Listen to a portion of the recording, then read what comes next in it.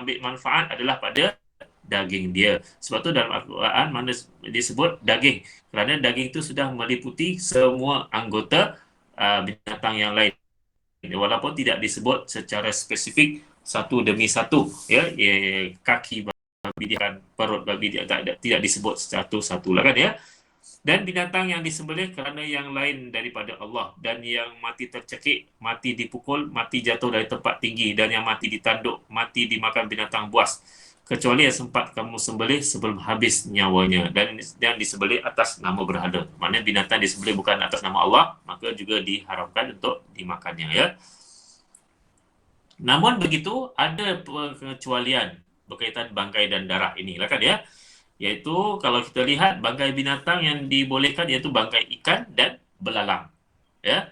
Manakala darah pula ialah hati dan limpa. Jadi dua jenis darah yang boleh dimakan iaitu hati dan limpa, ya. Ini berdasarkan hadis daripada Ibnu Umar radhiyallahu an yang bermaksud dihalalkan bagi kita dua bangkai dan dua jenis darah. Dua jenis bangkai ialah ikan dan belalang, manakala dua jenis darah ialah hati dan limpa. Jadi tak ada masalah untuk kita makan, walaupun jarang kita makan belalang ni semua, ya. Dan penutup pada sebahagian perkara sunat penyembelihan ini, ya. Disunatkan ketika sembelihan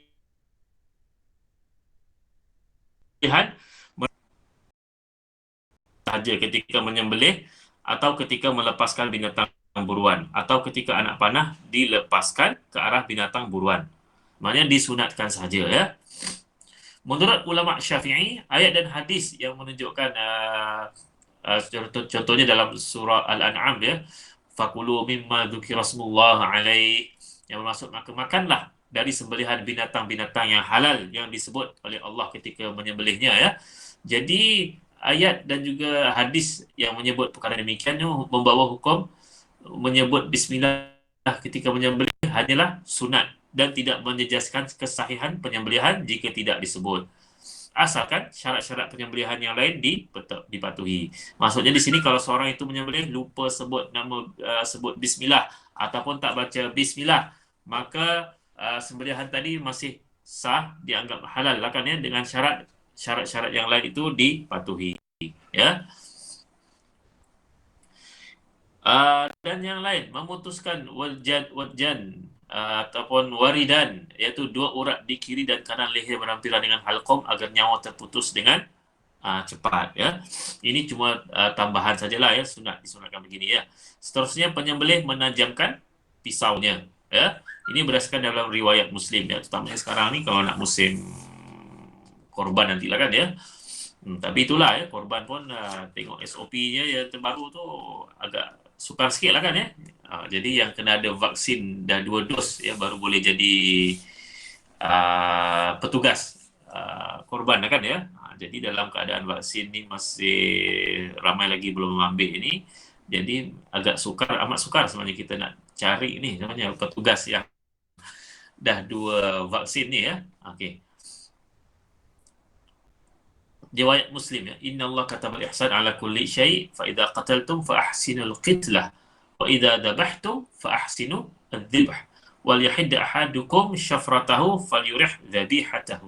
Ya, yang bermaksud Allah mewajibkan perlakuan yang baik, ihsan, ya.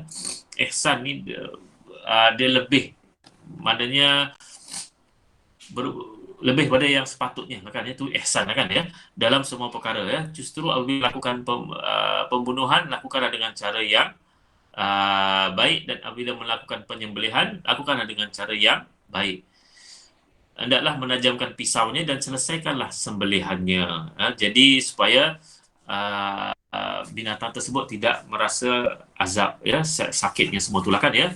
Jadi sampai begitu sekali lah, ya, Islam menjaga, ya, hak-hak binatang tadi itulah kan, ya. Jadi dipastikan bila pakai pisau yang tajam tadi itu, maknanya dengan sekali sembelihan dapat diselesaikan, ya. Berbanding kalau seorang tu pakai pisau yang tidak tajam, apatah lagi tumpul, kerana mungkin perlu berkali-kali lagi kat lehernya tu kulit yang tebal semua itulah kan, ya. Jadi menyiksa binatang tersebut, kan, ya.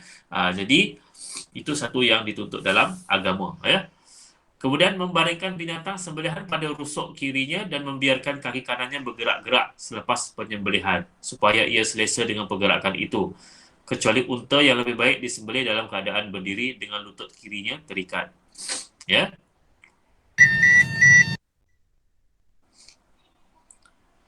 Penyembelih dan binatang sembelihan menghadap kiblat ketika penyembelihan. Ini kerana kiblat merupakan arah yang paling mulia. Ya. Jadi itu ya tadi berkaitan dengan bab penyembelihan. Tadi ini lebih kepada perkara sunat lah kan ya. Kalau dapat diarahkan kiblat, dapat apa tadi dibaringkan binatang korban lembu tadi contohnya di sebelah rusuk kiri itu baiklah ya, itu baguslah ya. Walaupun mungkin dalam ketika menyembelih binatang lembu ni terutamanya kalau lembu tu yang agak ganas sikit tu mungkin agak sukar nak ikut ni semua lah kan ya. Jadi buat apa yang mampulah. Kalau dapat dibuat baguslah ya. Kalau tak dapat pun tak mengapa lah kan ya. Yang penting kita dapat buat sembelihan tadi dengan sempurna tadi ya. Ini berkaitan dengan sembelihan ya. Seterusnya kita masuk yang berkaitan berikutnya berkaitan dengan akikah lah kan ya. Di dalam musim haji ni biasanya ada juga orang masuk bahagian ni akikah juga kan ya. Jadi bagaimana ya. Jadi ini pun satu perkara yang bagus juga lah kan ya. Bila kita buat akikah tu macam mana lah kan ya. Jadi perkataan akikah berasal daripada perkataan al-aq, ain qaf ya. Al-aq dan dari segi bahasa bererti potong. Pada asalnya akikah ialah nama bagi rambut bayi ketika lahir. Rambut tersebut dinamakan demikian kerana ia dicukur atau dipotong ya. Kalau akikah ni dari segi syarak ni, dari segi agama ni, maksudnya binatang yang disembelih sempena rambut bayi dicukur. Sembelihan tersebut dinamakan akikah kerana ia dipotong dan dilapah. Justru perkataan akikah itu sunat disebut sebagai ibadat akikah ataupun sembelihan akikah, kan ya.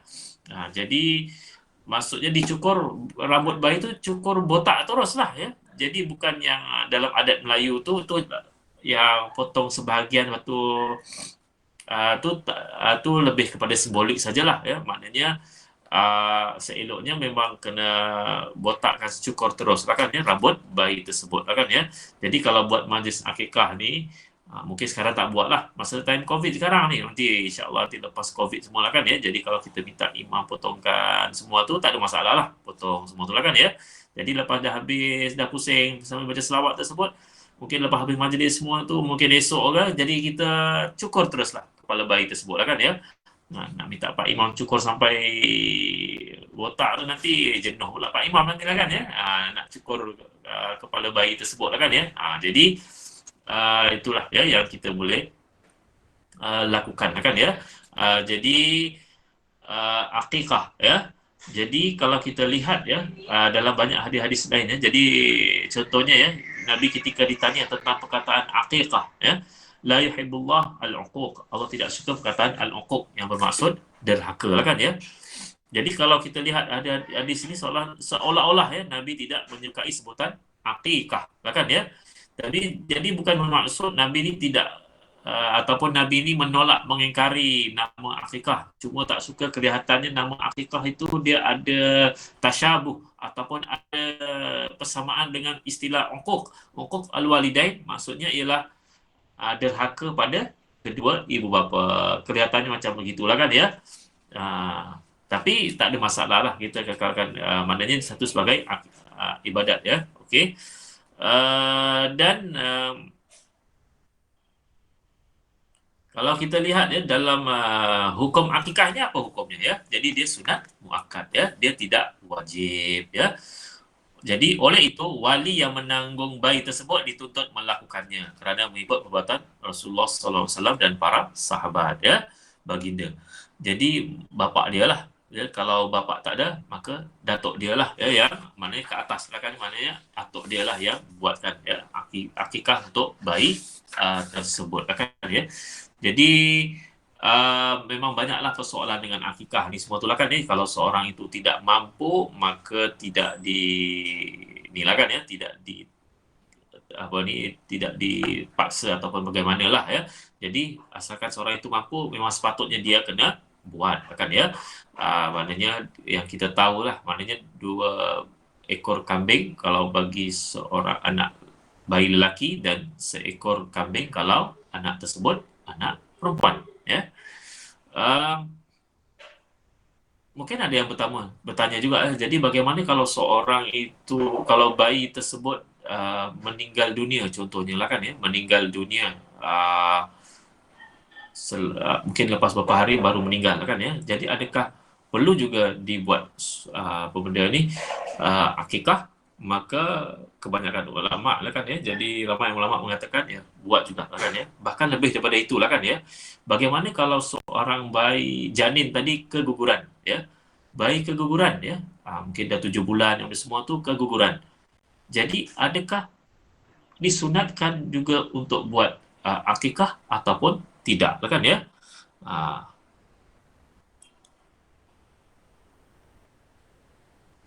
maka dalam keadaan tersebut, ini pun beza pandangan juga lah kan ya. Tapi antara pandangan yang menarik, yang banyak dipegang juga lah. Jadi tengok ya. Jadi umur 4 bulan ke atas. Jadi tengok kalau pasal kita dalam hadis yang lain, maknanya bayi ditiup roh ketika selepas 120 hari, lebih kurang 4 bulan ya. Jadi maknanya kalau dah lepas 4 bulan ke atas gugur, maka disunatkan juga buat apa benda ni tadi, akikah. Tapi kalau bayi tadi ataupun janin tadi meninggal masih awal lagi lah ya, trimester pertama mungkin yang baru usia seminggu, 2 minggu, sebulan ya, jadi belum apa-apa bentuk lagi, maka tak ada disunahkan untuk akikah lah ya. Hanya apabila dah ada nyawa 4 bulan ke atas barulah ditiupkan roh ya, jadi barulah disunatkan untuk akikah ya kalau bayi tersebut gugur ya dalam kandungan ya. Kalau kita lihat ya, daripada hadis yang lain ya, ma'ana ghulam haq aqiqatuhu fa'ahriqu anhu daman wa amitu anhu al-adha. Bersama-sama kelahiran bayi ada akikahnya. Oleh itu tumpahkanlah darah akikah tadi, maknanya dengan binatang tadi itu bagi pihaknya, dan buangkan kekotoran dan najis daripada bayi tadi lah. Jadi ulama tidak mengatakan hukum akikah itu wajib ya. Kerana jadi kecuali lah kalau orang itu bernazar atau lain perkara lah kan ya. Jadi kalau sekarang ni ialah banyak ya orang boleh buat pilihan ya, korban ataupun akikah ya. Kalau dalam negara ni mungkin bagi setengah tu tempat tu mungkin mahal lah kan ya. Jadi kalau seekor kambing tu 800 900, itu pun kecil ya. Mungkin RM1,000 ke atas baru kambing yang besar ya. Ataupun masuk bahagian dalam korban lah. Kadang setengah orang buat begitu juga lah kan ya. Satu bahagian 600 ke atas lah ya sekarang ni. Biasanya lah ya. Musim-musim raya korban ini. Ya.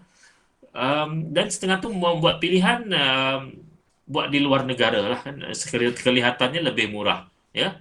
Contohnya dibuat di Kemboja, buat di manalah ada iklan-iklan setengah dibuat di negara-negara yang Afrika semua tu lah kan ya. Jadi 300 400 bahkan ada akikah ataupun korban di Mekah lah kan ya, Madinah, Mekah lah biasanya lah kan ya. 300 400 ringgit dapat lah kan ya. Jadi macam mana kan yang lebih afdal lah kan ya. Jadi kalau seorang itu mampu, jadi seelok-eloknya dia buat sendirilah ya. Kerana asal akikah ni syiar untuk kita menzahirkan kesyukuran kita. Jadi biar orang-orang sekitarnya pun rasa gembira lah kan ya. Jadi kalau kita buat kat luar negara, jadi tak nampak lah kan ya. Begitu. Jadi seeloknya buat dalam tempat dia sendiri lah kan ya. Itu yang sebaik-baiknya lah ya. Tapi kalau dia tak mampu kerana kos yang cukup tinggi lah kan ya. Maklumlah, bukan sekat kambing ya, nak sediakan bahan-bahannya yang lain semua lah kan ya. Kemudian dalam adat kita ni bagi setengah tu bagi apa ni, bunga telur ya, bagi bunga telur, lepas tu kena lipat duit RM1 je. Kalau orang kaya duit RM5 lah kan ya. Duit RM1 bagi setiap bunga telur untuk tetamu yang datang. Jadi banyaklah kos-kosnya tinggi lah kan ya. Jadi setengah tu mengambil jalan mudah buat di luar negara lah kan ya. Jadi kalau tak mampu, kos terlalu tinggi kat luar negara, kita di dalam negara ni nak buat macam-macam ni kan kendurinya. Jadi buat kat luar negara lah. Kalau kos terlalu tinggi lah kan ya. Tapi sebenarnya time COVID ni lah sebenarnya peluang ni sebenarnya lah kan ya, untuk kita tak banyak buat semua yang berkaitan dengan adat ni semua ni lah kan ya. Jadi tak payah panggil orang. Jadi kita dah sembelih, masak sendiri, ada nasi, siap-siap bungkus tapau, kita bagi kat orang. Jadi kosnya tak terlalu tinggi. Ya, kadang tak perlu nak bagi buah tangan lain lagi semua lah kan ya. Sewa kemah semua semua tak perlu dah lah kan ya. Jadi time COVID ni kosnya pun lebih murah sikit lah ya kalau nak buat majlis ya. Jadi itu yang sebaik-baiknya lah ya, sebaik-baiknya ya. Mungkin ada juga yang tanya, jadi kalau dia satu masjid, kalau anak laki 2 ekor kambing lah kan, kalau dia mampu seekor saja, tak ada masalah ya. Jadi buat seekor pun dah menepati sunnah juga lah kan ya. Nanti rasa-rasanya kemudian dia nak tambah lagi seekor, masa akan datang tambah lah kan ya. Tapi seelok-eloknya sebelum bayi tadi tu balik lah kan ya.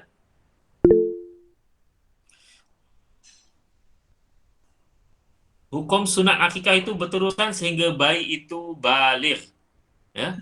Setelah dia balik, gugurlah tuntutan ke atas walinya. Maknanya kalau dia dah balik dan ke atas, maka ketika itu lebih baik orang itu sendiri yang melakukan akikah yang tertinggal itu.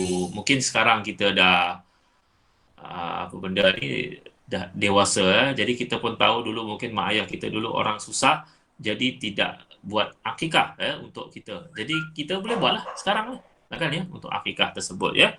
Uh, jadi kalau kita nak buatkan untuk seorang itu, pastikan orang itu dah sebelum umur balik lah kan ya.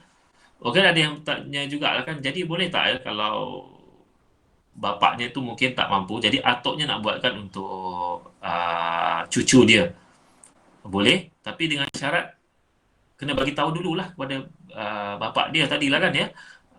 Kebenaran dia semua. Kita tak boleh ibadat ni tak boleh ibadat akikah ni kita kena ni lah orang tu kena tahu dia jugalah kan ya. Jadi tak boleh kita buat dia terus tanpa pengetahuan si bapa tadi ya. Jadi seelok-eloknya begitulah kan ya, biar bapanya tahu dahulu ya kalau kita nak buatkan akikah untuk cucu tadilah ya. Penyembelihan akikah ini sunat dilakukan pada hari yang ketujuh kelahiran bayi itu. Itu yang terbaik lah kan ya. Hadis pada Samurah radhiyallahu an, Nabi bersabda, al-ghulam murtahin bin aqiqati yuzbahu anhu yaumus sabi' wa yusamma wa yuhlaq ra'suhu. Bayi itu tertebus, maknanya dah maknanya kalau tak ni maknanya tak cukup lagi lah ya, perkara yang perlu dilakukan terhadap bayi tersebut lah kan ya. Maknanya tertebus dengan akikah, disembelihkan akikah pada hari yang ketujuh kelahirannya, itu yang terbaik-baiknya lah, ataupun sehingga saya sebut tadi itulah kan ya, sehingga dia sebelum umur balik. Ada sebut ulama sebut 7, kalau tak hari ke-7, hari ke-14, hari ke-21, ataupun mana-mana tarikh hari yang dirasakan sesuai lah kan ya. Dan diberikan nama yang baik, dan di wayuhlaq ra'suhu, dan juga dicukur kepalanya lah ya, dan beri nama yang baik ya. Jadi itu pun penting jugalah kan ya, memberi nama. Zaman sekarang ni nama ni kadang-kadang setengah tu nak nama-nama yang kelihatan macam moden lah kan ya, nama yang cukup panjang 3-4 suku kata pun tak cukup lah kan ya. Jadi tak perlulah macam itu sangat, nak nama-nama macam yang tak tahulah macam-macam nama lah kan ya. Dah bila dah bubuh nama, baru tanya kat ustaz, ustaz apa makna nama? Baru nak cari maknanya. Dah bubuh nama dah. Jadi ustaz pun pening kepala. Macam mana nak pusing kasih ada juga makna kan ya. Jadi nama-nama Kalisha, nama-nama macam ni lah ya, nama-nama drama semua lah kan ya. Apa lagi nama-nama macam-macam lah kan ya. Jadi nama-nama yang elok lah ya. Senang lah, yang semudah lah ya. Walaupun zaman sekarang ni orang jarang nak nama anak Abdullah, Omar. Ni sebenarnya nama-nama yang mudah kan ya. Tak perlu nama yang susah-susah. Ni kadang nak tulis tu payah, ni panjang-panjang kan ya. Jadi nama pendek-pendek saja itu sudah memadai lah kan ya. Dan dicukur kepalanya tadi ya, dicukur ya. Maksud tertebus dengan akikahnya ialah tumbesarannya yang baik dan pemeliharaannya yang sempurna bergantung kepada sembelihan akikahnya. Pendapat yang lain pula menyatakan bahawa bayi tersebut tidak mensyafaatkan ibu bapanya di akhirat kelak jika akikahnya tidak dilakukan ya. Jadi itulah kepentingan untuk dilakukan akikah terhadap bayi tersebut kan ya. Jadi kalau orang yang tak mampu pun tengok keadaan kan ya, bagi betul-betul ke dia tidak mampu. Bila sama juga macam saya sebut sebelum ni lah, bila korban dia tak masuk bahagian setiap tahun, tak pernah masuk. Alasannya tidak mampu ya. Jadi betul ke dia ni tidak mampu, betul-betul tak mampu? Lah kan ya.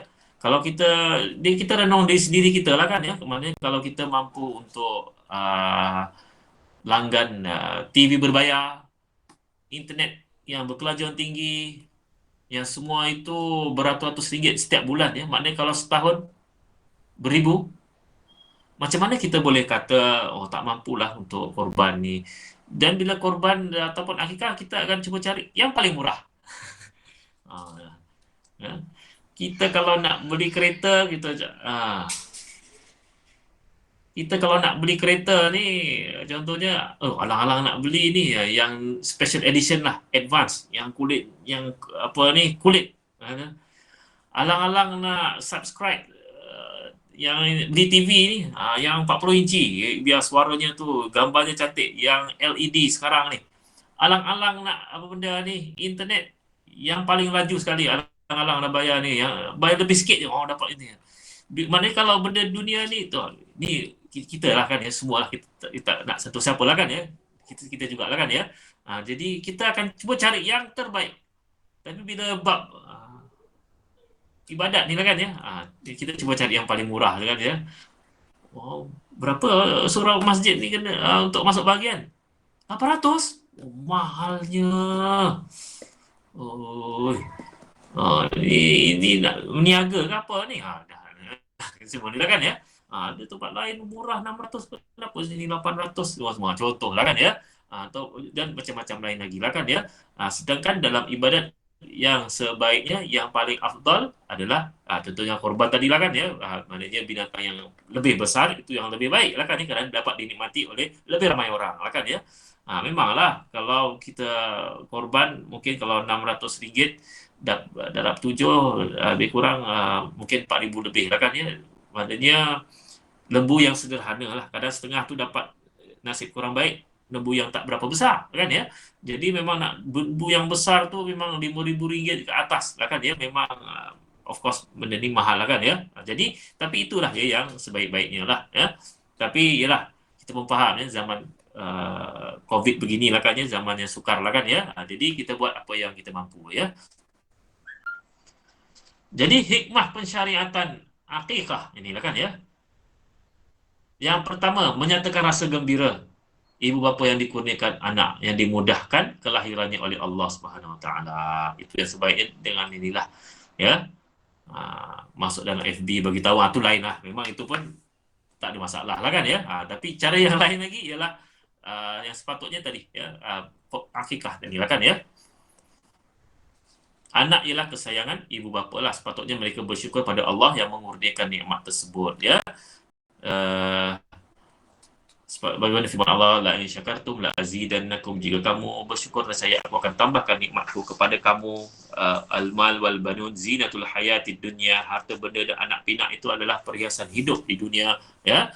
Jadi memang manusia, Allah dah letak apa benda ni, fitrah manusia ini, ibu bapa ni dia campakkan hati dia kasih sayang kepada anak dia, terutamanya anak ya. Oh, dah nampak ada soalan ya. Nak tengok mana soalan ni je.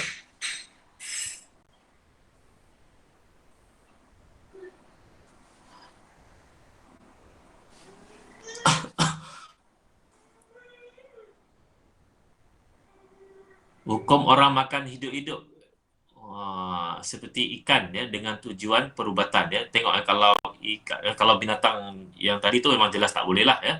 Tapi kalau ikan tadi tu macam saya sebut tadi lah, hukumnya makruh ya.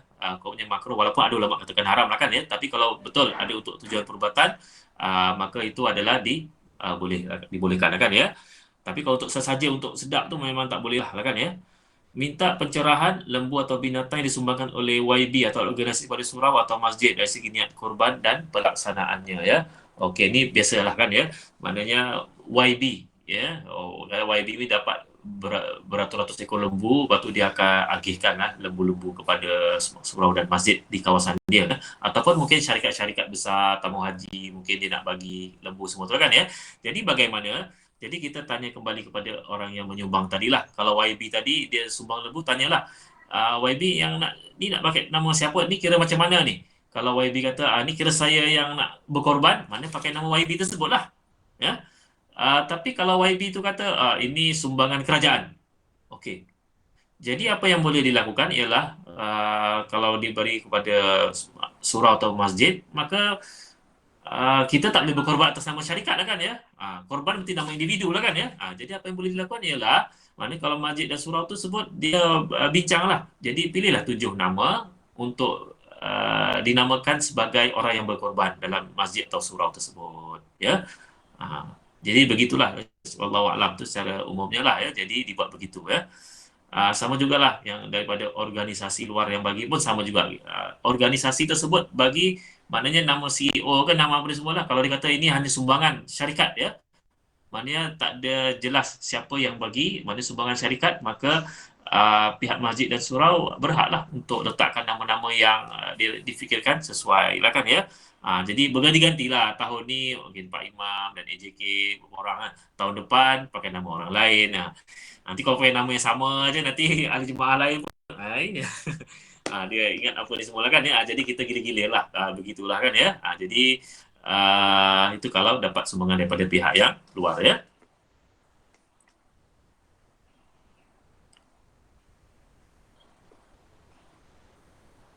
Ya, seterusnya menyebarkan berita tentang keturunan anak yang dilahirkan secara terang-terangan supaya tidak timbul prasangka ya dalam masyarakat ya, sebagaimana majlis kahwin dilakukan untuk isytihar biar orang tahu, sama jugalah anak pun biar orang tahu juga ya. Ketiga, menyuburkan sifat pemurah dan baik hati di kalangan manusia serta tidak tanduk ya. Jadi berkorban, akikah ni semua lah kan ya. Jadi kita ambil semangat apa dulu ni lah kan ya. Kalau dulu anak-anak Nabi Adam dulu kan ya, Habil dan Qabil ya, bila disuruh untuk membuat korban lah kan ya. Jadi salah seorangnya tu korban binatang yang paling dia sukai sekali ya. Dan seorang dia hasil tanaman, dia apa benda ni, dia kedekut, jadi dia bagi hasil tanaman yang paling teruk ya, untuk dia sebagai korban tadi lah kan ya, untuk dia sumbangkan tadi ya. Jadi Allah pilih yang terbaik tadi itulah kan ya. Jadi ambil semangat yang itulah ya. Pemurah semua ni. Jadi kita buat. Jadi ada yang tanya, jadi kalau kita buat nak lebih pada 2 ekor pun tak ada masalah kan? Itu lagi bagus lah ya. Keempat, menggembirakan hati keluarga, kaum kerabat, sahabat andai dan orang fakir kerana mereka jemput ke majlis jamuan malam makan tersebut lah kan ya. Jadi dapat menimbulkan rasa kasih sayang dan mesra yang dituntut dalam Islam ya. Jadi itu pun penting jugalah. Bila kita bisa, ni waktu luar COVID lah. Sekarang memang tak dapat lah buat beginilah kan ya. Jadi bila kita buat majlis begitu, itulah ya waktu orang kita boleh berjumpa semua tu lah kan ya. Dan seelok-eloknya kita jemput yang patut dijemput lah ya. Jiran, saudara semualah, dan orang-orang susah yang ada di sekitar tu jemput jugalah. Jangan kita terlalu memilih lah kan ya.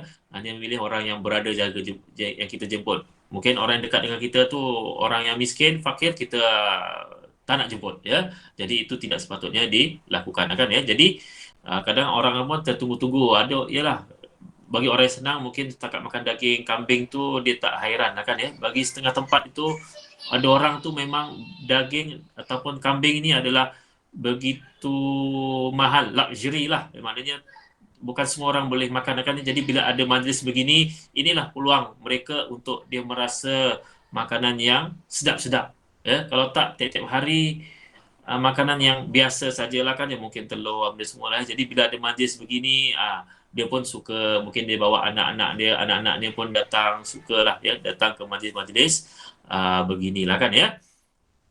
Binatang yang disembelih memadai seekor kambing, sama ada untuk lelaki dan atau perempuan. Maknanya itu yang paling minimum lah ya, kalau anak lelaki tadi lah kan ya. Daripada hadis yang lain ya, aqar Rasulullah sallallahu alaihi wasallam 'anil Hasan bisyatin. Maknanya Rasulullah mengakikahkan untuk Hasan, cucu bagi dia tadi, dengan seekor kambing. Ya, maknanya cucu Nabi tadi, Nabi bagi akikahkan dia dengan seekor kambing, itu memadai juga lah kan ya. Kalau tidak mampu, 2 ekor. Yang afdal ialah 2 ekor kambing bagi anak laki dan seekor bagi anak perempuan. Ya, jadi itu yang masyhur, yang semua pun dah tahu lah kan ya. Anak perempuan seorang, anak perempuan seekor kambing dan anak laki kena 2 ekor kambing lah kan ya. Kalau dapat anak kembar, 2 laki, maka dua-dua lah, jadi 4 ekor ya, 4 ekor sekaligus. Ini kenduri besar-besaran lah kan ya, buat begitu lah kan ya. Jadi akikah mengikut bilangan anak ya. Jadi tidak memadai untuk mendapatkan sunat akikah dengan menyembelih seekor kambing bagi 2 orang anak atau lebih. Ya, ini tadi. Ini baru sebut tadi lah. Oleh itu bilangan akikah adalah sunat mengikut bilangan anak, yaitu seekor kambing bagi seorang anak dan 2 ekor bagi 2 orang anak lah ya.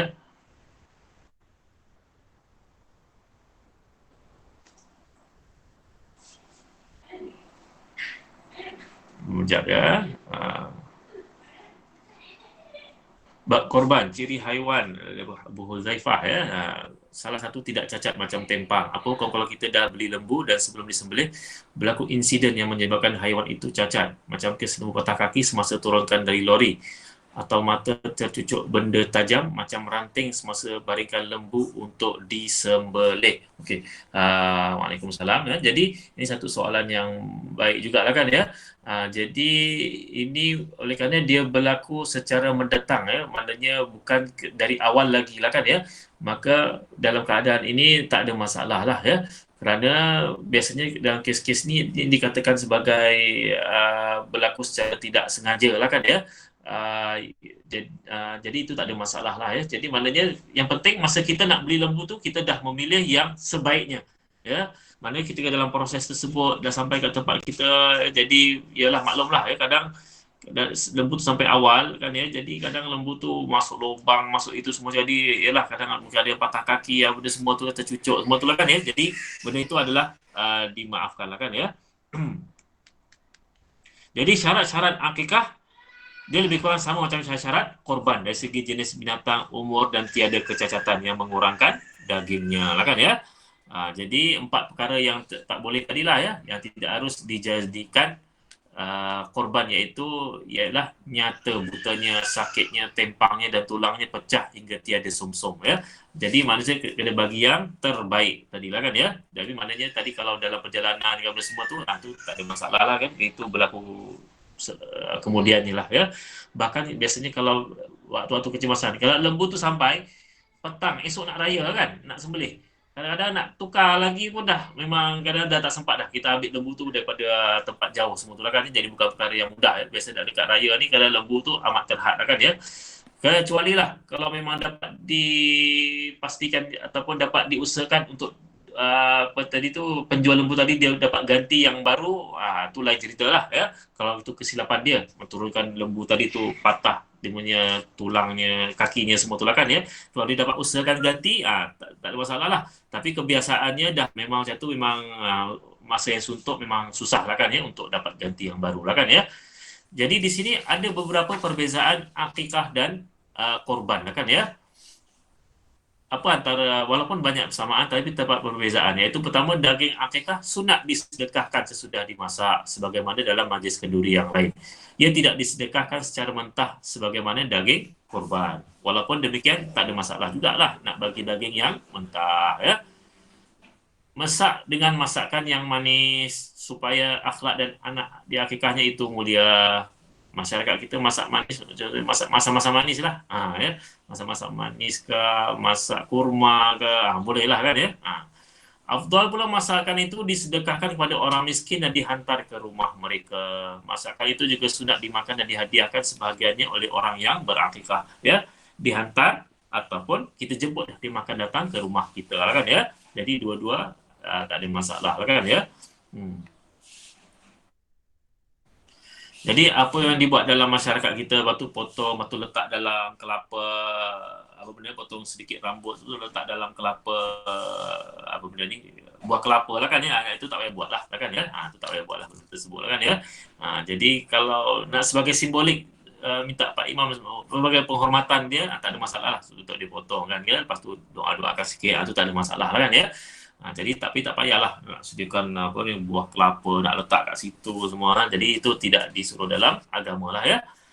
Seberapa yang boleh tulang binatang akikah ni sunat tidak dikerat-kerat, ya, dipotong pada sendi-sendinya sahaja. Mudah-mudahan anggota anak yang diakikahkan itu selamat.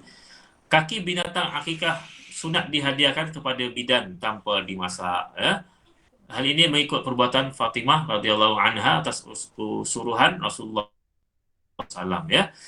Ini kalau pakai bidan lah pada hari ini. Kalau pakai doktor, nak bagi ke doktor, doktor pun terkejut juga. Doktor ambil lah ni kaki kambing, ya, contohnya lah kan, ya. Untung juga doktor ni lah kan, ya. Satu hari berapa kali bayi dapat dia sambut lah kan, ya. Dapat kaki kambing lah kan, ya. Rasa susah kot nak cari jumpa doktor nak bagi semua tu lah kan, ya. Mungkin susah sikit lah kita nak benda ni lah kan, ya. Okey. Itu secara umumnya lah kan, ya, berkaitan dengan perbezaan akikah dengan korban. Jadi pada minggu hadapan kita akan sambung lagi akikah ni tak habis lagi lah kan, ya.